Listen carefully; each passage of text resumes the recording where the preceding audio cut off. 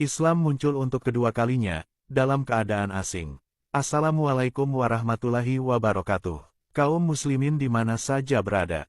Indonesia adalah negara yang memiliki komunitas umat Islam terbanyak di seluruh dunia.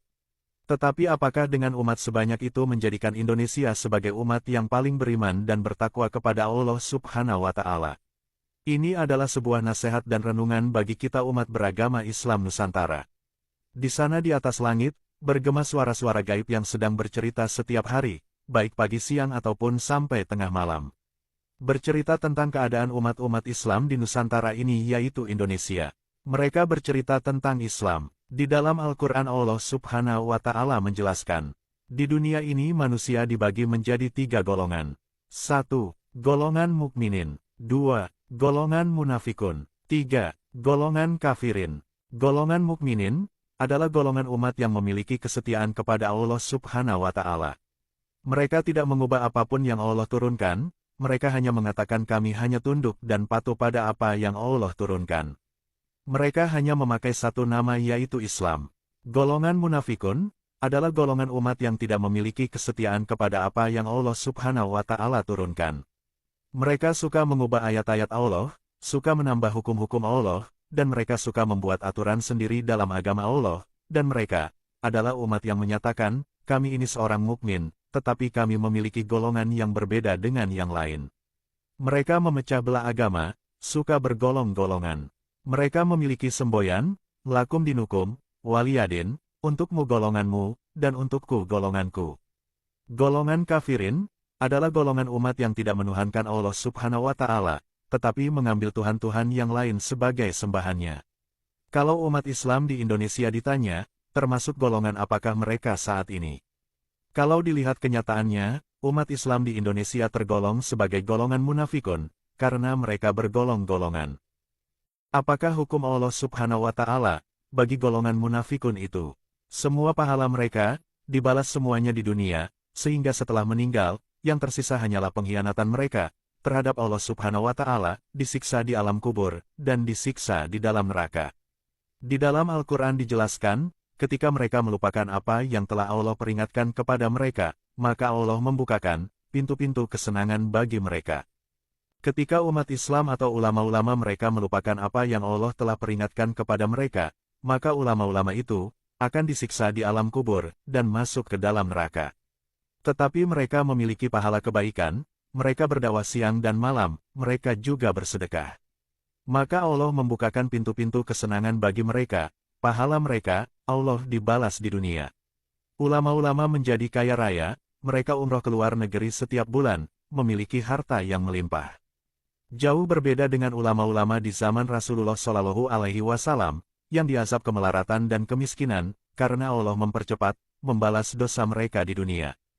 Mereka ulama-ulama di Indonesia, sedikit sekali mengambil pelajaran dari Al-Quran, mereka hanya memandang Al-Quran sebagai dongengan orang-orang zaman dahulu saja.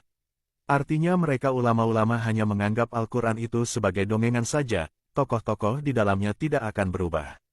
Padahal jika mereka mengambil pelajaran dari Al-Quran, maka tokoh-tokohnya pun akan berganti-ganti.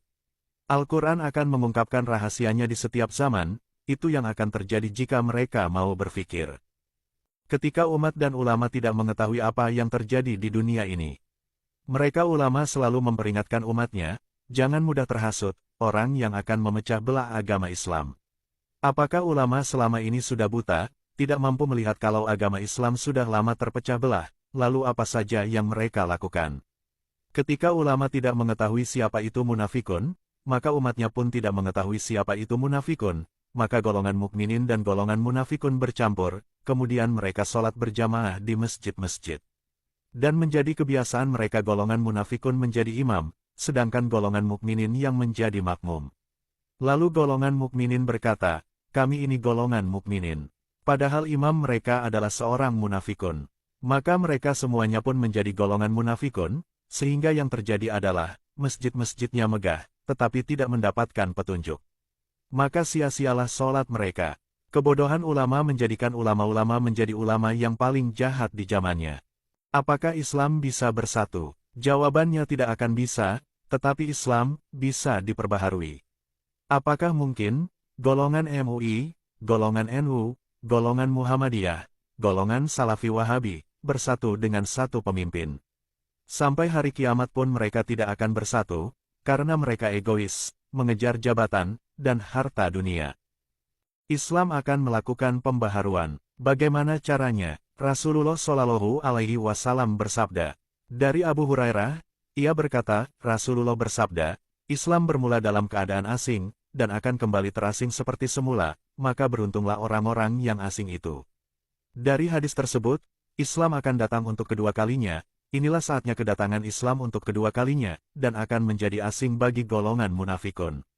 Pengikut Rasulullah Shallallahu Alaihi Wasallam adalah komunitas Islam atau golongan Islam. Karena itu Islam akan muncul ke dunia lagi sebagai pemisah antara golongan mukminin dan golongan munafikun. Pemindahan kiblat pernah terjadi di zaman Rasulullah Shallallahu Alaihi Wasallam di Madinah. Dan kini pemindahan kiblat di zaman ini akan terjadi di Indonesia. Masuklah ke dalam golongan Islam jika masih mau dianggap golongan mukminin. Di dalam agama tidak ada paksaan, dan golongan Islam tidak membutuhkan pengesahan dari siapapun, atau pemerintah sekalipun, golongan Islam hanya tunduk kepada Allah Subhanahu wa Ta'ala, dan mengikuti Rasulullah Shallallahu Alaihi Wasallam. Ini adalah tanda dan peringatan bagi umat Islam. Islam agamaku, dan Islam golonganku. Golongan Islam dibawa oleh bintang angkasa. Sebarkan berita ini kepada golongan mukminin. Sudah waktunya Islam berjuang. Assalamualaikum warahmatullahi wabarakatuh.